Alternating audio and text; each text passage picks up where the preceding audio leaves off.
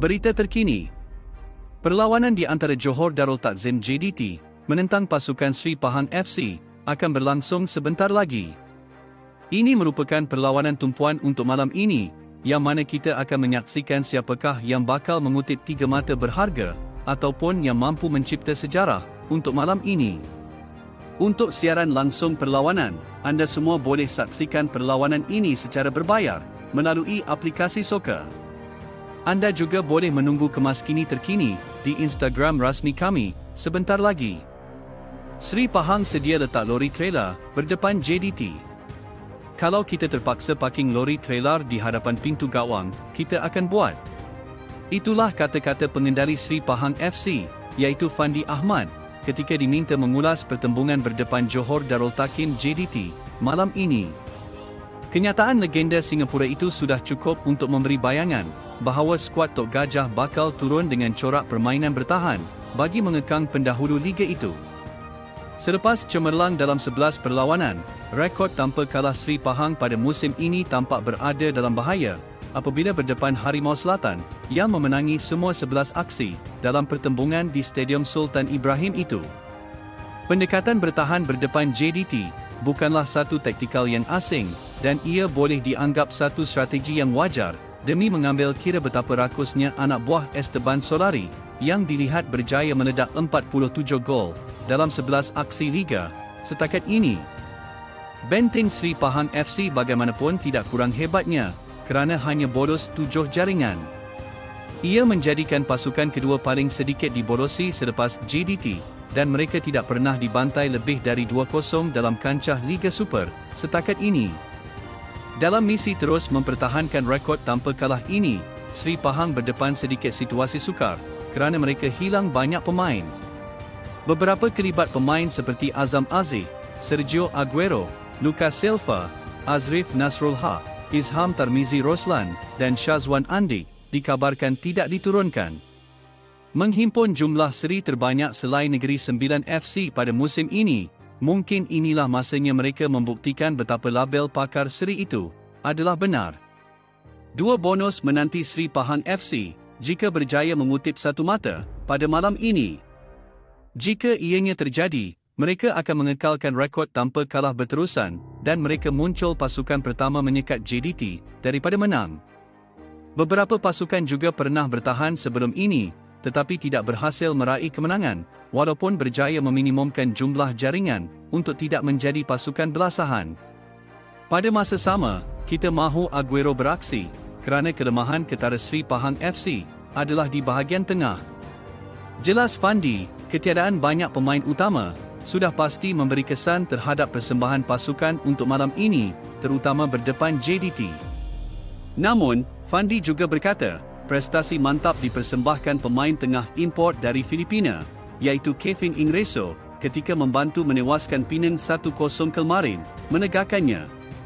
Katanya, Ingreso mempamerkan prestasi terbaiknya mengawal jentera tengah, selain membantu bahagian serangan.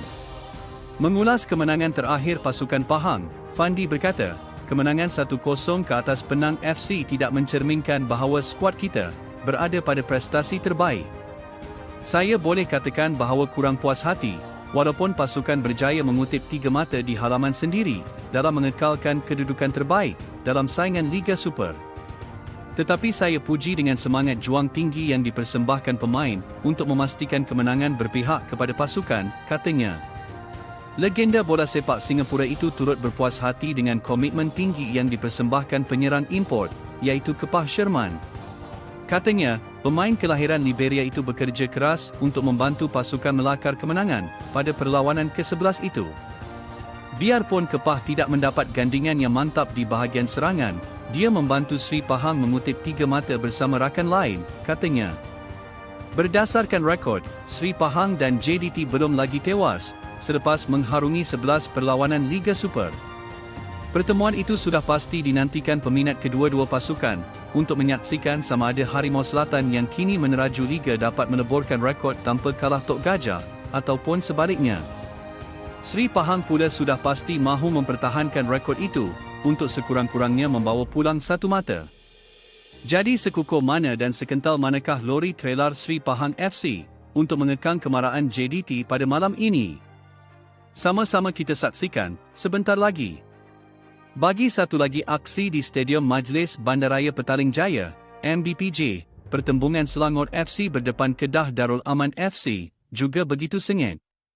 Selepas 3 kali tercicir mata pada musim ini, anak buah Tan Cheng Ho tidak lagi boleh sambil lewa, memandangkan kedudukan kedua sehingga kelima terlalu rapat. Kemenangan ke atas Selangor akan membolehkan Kedah berkongsi mata 25 mata dengan Sri Pahang FC, namun Pahang tetap berkelebihan dari segi jaringan.